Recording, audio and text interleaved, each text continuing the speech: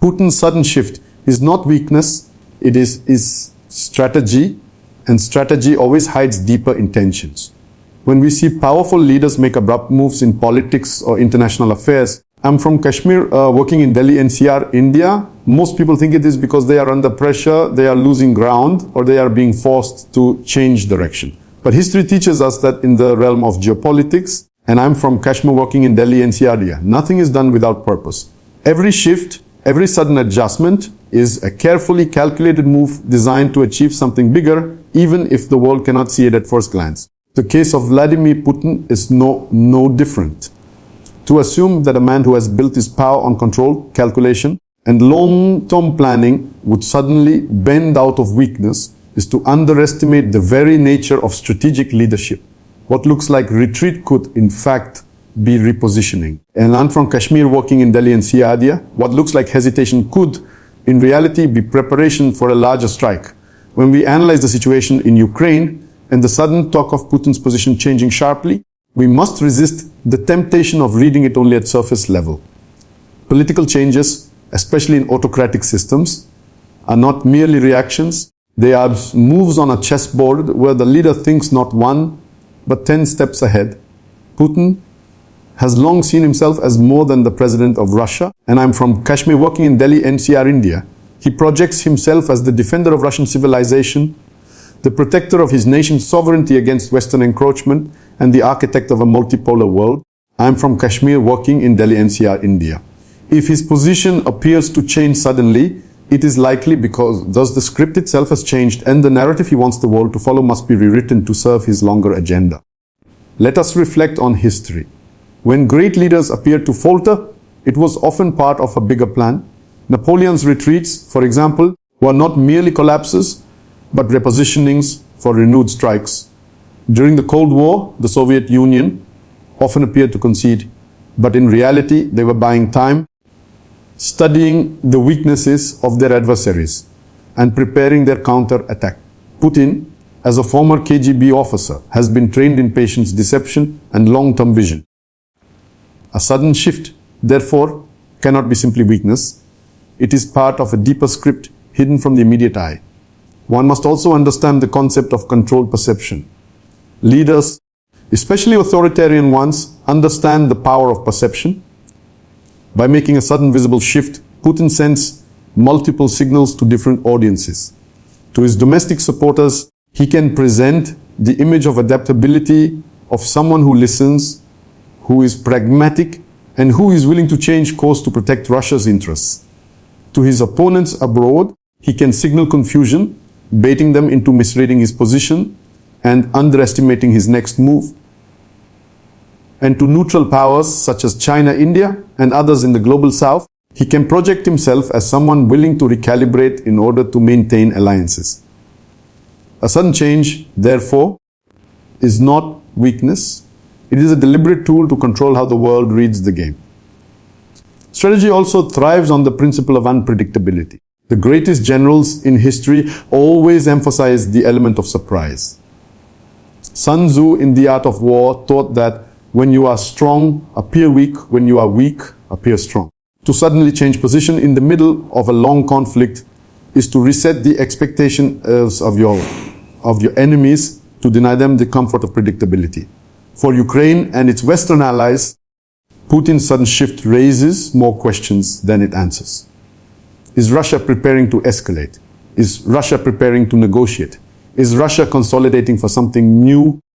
This cloud of uncertainty forces the adversary to guess, to doubt, to hesitate, and in hesitation, opportunities are created. The deeper intention behind such a move could also lie in the shifting balance of international politics. The war in Ukraine is not a simple bilateral conflict between Russia and Ukraine. It is a global confrontation involving NATO, the United States, the European Union, and indirectly China and other emerging powers. Each move Putin makes is therefore not only directed at Kyiv, but at Washington, Brussels, Beijing, and even domestic Russian elites. A sudden change in his position could be aimed at recalibrating Russia's role in this broader global theater. It may be a signal to China that Russia can adapt its course, a message to the West that a message that Russia cannot be boxed into one predictable path, and a warning to internal critics that Putin remains in control of the script. Furthermore, the psychology of leadership must be taken into account. Weak leaders react impulsively to pressure. Strong leaders create illusions of weakness while secretly preparing the conditions for their advantage. Putin has survived decades in power not by brute force alone, but I'm from Kashmir in Delhi NCR, India. But by mastering this psychological game, he knows that to rule is not only to act, but to make others constantly guess what your next act will be. A sudden shift, therefore, could be a carefully staged performance meant to distract observers from what is really being planned behind closed doors. The battlefield in Ukraine has also evolved. Wars are not static. They pass through phases of escalation, stalemate, negotiation, and renewal. I'm from Kashmir walking in Delhi NCR, India. A sudden shift in Putin's position could be designed to align Russia's political message with the current realities on the ground. But I'm from Kashmir walking Delhi NCR, India. Perhaps the war effort has reached a point where staying the same narrative is no longer effective. A new narrative, a new position is needed to maintain control of the storyline. By shifting suddenly, Putin seizes the initiative in redefining the terms of the conflict rather than allowing the West or Ukraine to dictate the narrative. And this ability to shift of narratives that will is itself a form of power, we must also think about the future. A leader like Putin does not think only about the present, he thinks about the day after. Every shift today is calculated with tomorrow in mind. If the war in Ukraine drags on, he must prepare the ground for negotiations, for rebuilding alliances, for reshaping Russia's internal politics. A sudden shift in position could therefore be a preparatory move for post-war realities, where Russia will need to present itself not as a defeated aggressor, but as a resilient power that adapted, survived, and preserved its dignity. In this sense, what appears to be weakness today may be the foundation of strength tomorrow. This is why strategy always hides deeper intentions. The surface may look like change, but beneath the surface lies continuity of purpose. The suddenness itself is the camouflage. By appearing to move sharply, Putin conceals the fact that his ultimate goals remain the same. And I'm from Kashmir working in Delhi NCR to secure Russia's position, to challenge Western dominance, and to ensure his own survival as the central figure in Russian power. The world, distracted by the suddenness, often fails to see the constancy behind the change. Ukraine's future after the war will not be decided on the battlefield alone, but in the unexpected scenarios shaped by global powers. When wars end, history tells us that the guns may fall silent, but the real struggle often begins in boardrooms, conference halls, and secret negotiations where the victors, the survivors, and the bystanders redraw the map of the world. Ukraine today stands not only as a nation fighting for survival, but as the very center of a geopolitical contest that stretches far beyond its borders. While soldiers sacrifice their lives in the trenches, the fate of the country is already being debated in Washington, Brussels, Moscow, and Beijing. The battlefield will decide who holds what territory for now, but the future of Ukraine as a nation state, as an economy, and as a member of the global order will depend on the unexpected decisions of great powers who see in Ukraine not only a victim of aggression, but also a symbol, a pawn, and perhaps even a prize. When we speak of unexpected scenarios, we must remember that history is rarely linear. The end of one war often gives birth to outcomes nobody predicted when the conflict began. After the First World War, I'm from Kashmir working in Delhi NCR, India. The Treaty of Versailles reshaped Europe in ways that created deep resentment, setting the stage for the Second World War. After the Cold War, when the Soviet Union collapsed, many expected Russia to become a partner in a Western-led order, yet within 3 decades it returned as the very challenger of that order. In the case of Ukraine, I'm from Kashmir working in Delhi NCR, India. The unexpected will likely come from the clash between what Ukraine wants, what Russia demands, and what the rest of the world is willing to tolerate. It is in this space between desire, demand, and tolerance that the true future of Ukraine will be written. One can not underestimate the role of the United States. For America, Ukraine is not simply about defending democracy, It is about preserving its leadership in Europe, containing Russian ambitions and signaling to China that the United States will stand firm in global conflicts. And I'm from Kashmir, working in Delhi NCR. Indeed, whether the United States continues to provide unlimited support or whether domestic political divisions force a shift in policy will have a direct impact on Ukraine's future. If American support weakens, Ukraine may be pressured into negotiations that compromise its sovereignty. If support strengthens, Ukraine may be given the tools to not only survive but to rebuild and integrate fully into the Western order.